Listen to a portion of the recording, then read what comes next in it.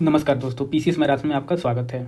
I hope आप सभी लोग बहुत ही अच्छे होंगे और बिहार दरोगा की प्रिपरेशन बहुत ही मस्त चल रहा होगा आप लोगों का। इस बार ऐसे कीजिए कि एकदम बिहार दरोगा को उड़ा दीजिए, फोड़ दीजिए पूरा। इस वीडियो में हम देखेंगे बिहार दरोगा 2025 के लिए जो अपकमिंग वैकेंसी आने वाली है। आई होप जनवरी मंथ में आ जाएगा। तो इसमें हम देखेंगे कि इंग्लिश हिंदी दोनों मीडियम के लिए देखेंगे कि कौन सा बुक सबसे उपयुक्त है, सबसे बेस्ट है।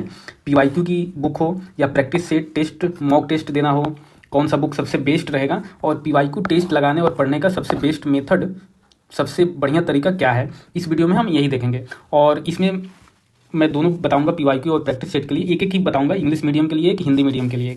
क्योंकि ऐसे तो बहुत सारे बुक हैं, प्लेटफॉर्म है, एडुटेरिया है, खान सर का है, ज्ञान बिंदु का है, किरण पब्लिकेशन का, बहुत सारे हैं। लेकिन मुझे जो सबसे बेस्ट लगा है वही मैं बताऊंगा और एक एक ही बताऊंगा। तो इस पर आप बिलीव कर सकते हैं कि मैंने ये देखा हुआ है तो अच्छा है। तो सबसे बेस्ट बेहतर पीवाईक्यू और प्रैक्टिस सेट किस पब्लिकेशन का है या किस कोचिंग का है, तो मैं आपको हिंदी मीडियम के लिए बता दूं यहाँ पे कि हिंदी मीडियम के लिए सबसे अच्छा दरोगा की बात की जाए तो ज्ञान बिंदु पब्लिकेशन का है। ज्ञान बिंदु रोशन आनंद जी का है। तो ये ज्ञान बिंदु पब्लिकेशन का जो बुक आती है, इसका पीवाईक्यू भी आता है, क्वेश्चन बैंक और प्रैक्टिस सेट भी आता है। तो ये दोनों का बुक फॉर्म में ही आता है। तो ये इस पर आप ट्रस्ट कर सकते हैं। हिंदी मीडियम के लिए ये सबसे उपयुक्त है ज्ञान बिंदु पब्लिकेशन का। इंग्लिश मीडियम की बात करें तो इंग्लिश मीडियम में ये ज्ञान बिंदु का नहीं आता है।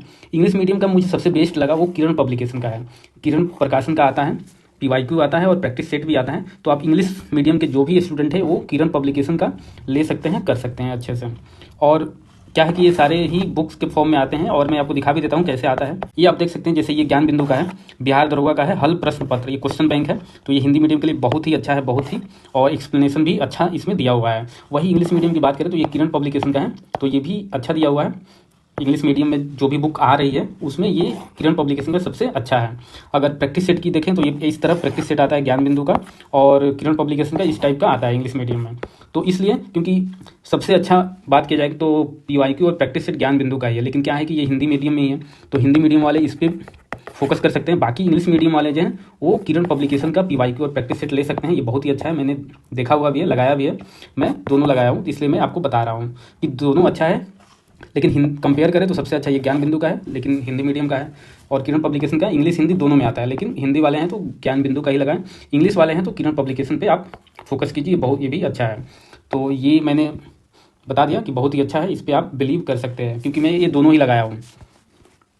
और अब बात कर लेते हैं कि पीवाईक्यू प्रैक्टिस सेट लगाने का बेस्ट तरीका क्या है। मैं पहले जो मैं वीडियो डाला हुआ हूँ, स्ट्रेटजी वीडियो जो है, आप जाकर देख सकते हैं। अगर आपने अभी तक नहीं देखा है तो प्लेलिस्ट में वो मिल जाएगा, या इस वीडियो के डिस्क्रिप्शन में मैं डाल दूंगा। उसमें मैं पूरा डिटेल में बताया हूँ कि सिलेबस क्या है और मेमोराइजेशन कैसे करते हैं, रिवीजन कैसे करते हैं, और जो भी टेस्ट आप लगा रहे हैं, मॉक टेस्ट या पीवाईक्यू, उसको लगाने का सबसे बेस्ट तरीका क्या है, तो उसमें मैंने डिटेल में बताया हूँ। यहाँ पे मैं आपको मोटा मोटी बताऊंगा कि जो भी टेस्ट लगाइए, पीवाईक्यू दीजिए, उसको 2 राउंड में करना चाहिए, 2 राउंड। बस इसमें मैं आपको क्वेश्चन दिखाकर बताऊंगा कि कैसे पढ़ना चाहिए, पीवाईक्यू हो या प्रैक्टिस सेट। जैसे ये पीवाईक्यू ही है, पिछले साल का आया हुआ है।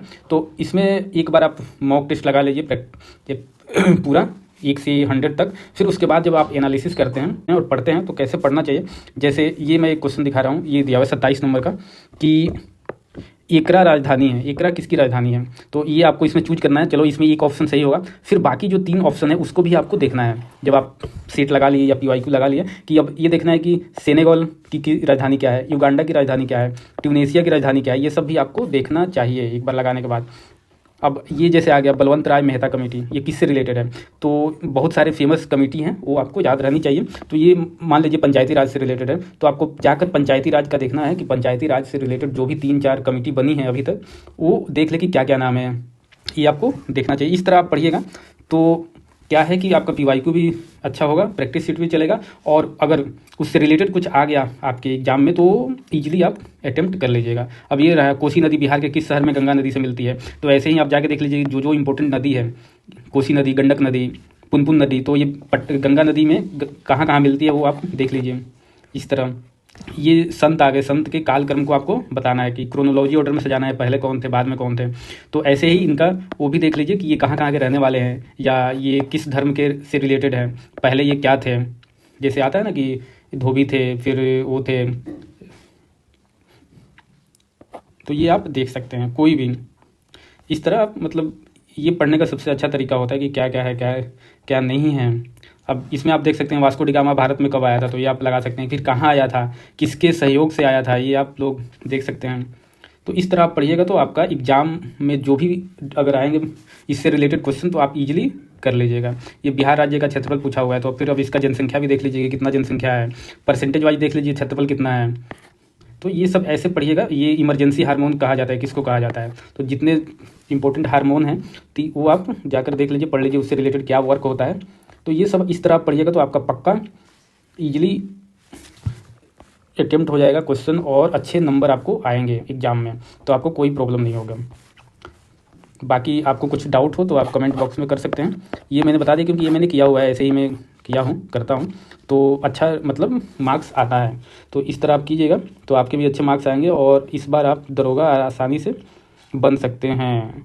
बाकी कुछ डाउट हो तो कमेंट कीजिए कमेंट बॉक्स में, मैं ट्राई करूँगा आपका डाउट क्लियर करने के लिए।